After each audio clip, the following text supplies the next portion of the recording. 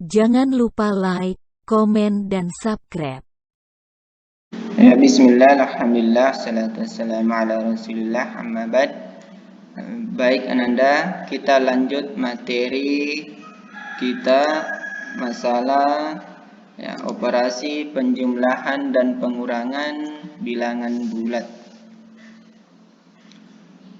Ya, sebelum kita melangkah ke sifat-sifat penjumlahan dan pengurangan bilangan bulat, ya, langkah baiknya kita memahami beberapa contoh soal berikut. Ya, contoh 1.3.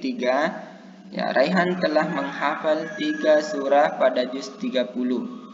Setelah 2 hari, Raihan menghafal 4 surah lagi pada juz tersebut. Ya, berapakah surah yang sudah dihafal Raihan? Ya, jawab, ya, karena Raihan telah menghafal 3 surah, ya maka dari titik asal 0 bergerak 3 satuan ke kanan. Ya, maksudnya ini kita menggunakan garis bilangan ya, dari titik asal 0. Ya.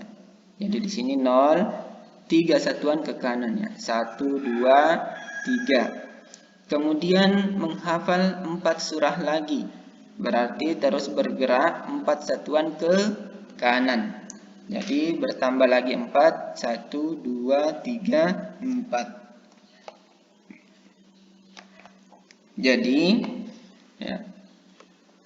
Jadi surah yang sudah dihafal Raihan sekarang adalah 7 surah. Ya, sekarang kita lanjut lagi di contoh 1.4 ya. Ahmad mempunyai 6 Al-Quran di rumahnya. Karena sedang senang hati, Ahmad memberikan 2 Al-Quran kepada sepupunya. Ya, berapakah Al-Quran yang dimiliki Ahmad sekarang? Ya, jawab. Ya. Awalnya Ahmad memiliki 6 Al-Quran, maka bergerak dari titik 0 ke kanan 6 satuan. Ya, jadi dari titik 0 ya, bergerak 6 satuan ya. 1, 2, 3, 4, 5, 6. Ya. Karena dikurang 2 Al-Quran, maksudnya ini karena Ahmad memberikan kepada sepupunya 2 Al-Quran, berarti panah berbalik arah ke kiri 2 satuan. Ya. Dari 6 tadi berbalik ke kiri ya. Jadi di sini ya. 1, 2. Ya. Sehingga hasil akhirnya adalah 4. Maksudnya di sini ya. Dia berhenti di 4.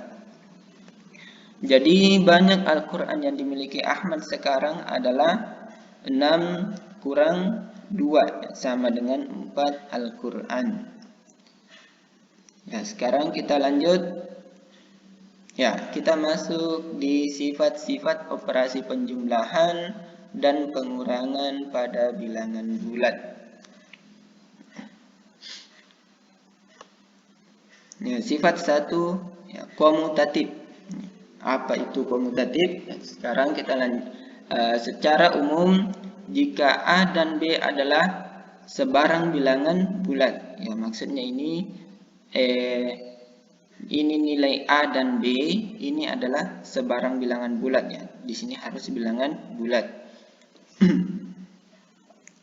Ya, di sini ada A ditambah B sama dengan B ditambah A. Contohnya.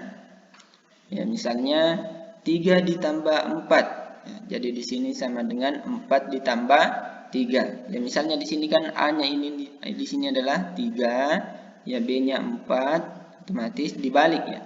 4 ditambah 3. Ya, ternyata ini 3 ditambah 4 dengan 4 ditambah 3 ini sama dengan ya sama-sama 7 hasilnya. Ya, maka ini dikatakan sifat komutatif. Lanjut, sifat kedua asosiatif ya, atau pengelompokan. Ya, pengelompokan ini ya, secara umum jika A, B, dan C adalah sebarang bilangan bulat ya, tetap sama. A ya, tadi di sini cuma A dan B, ya, sekarang di sini A, B, dan C. Maksudnya pengelompokan adalah, ya perhatikan, A ditambah ya, dalam kurung B ditambah C ya, sama dengan dalam kurung A ditambah B ditambah C. Ya, maksudnya pengelompokan di sini ya, ini B dengan C ya dikelompokkan di sini, dan di sebelah A ditambah B. Ya, apakah ini hasilnya sama? Kita perhatikan contohnya. Ya, misalnya A sama dengan 120, B-nya 30, C-nya 70. Ya, jadi di sini kan A, ya di sini A yang paling di depan. Jadi kita ganti A-nya ya, nilainya A 120 ditambah B, di sini B nilainya B 30, otomatis 30. Ya, ditambah lagi C, C-nya nilainya 70.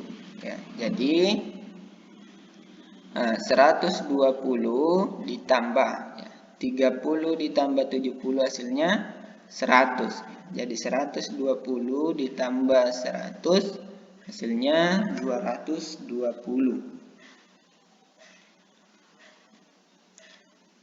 Ya, kita coba lagi yang pengelompokan yang sebelah kanan. Ya, tadi yang sebelah kiri, sekarang sebelah kanan. Ya, di sini dalam kurung A ditambah B.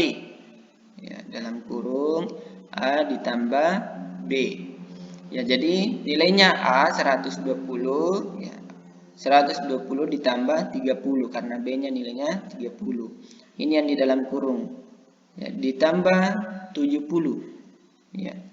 Jadi 120 ditambah 30 hasilnya 150. Ditambah 70 hasilnya 220. Ya, jadi hasilnya sama. Nah, ini yang dikatakan sifat asosiatif atau pengelompokan.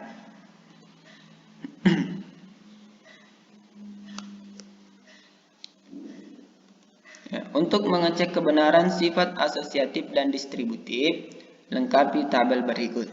Ya, di sini ada A, B, dan C. Ya, sekarang ada di sini A ditambah B. Ya, A ditambah B. Di sini 1 ya. Hanya 1, B-nya minus 6. Berapa hasilnya di sini? Ya, silahkan Anda catat di buku catatan ya, dilengkapi ini ya sebagai contoh soal ya.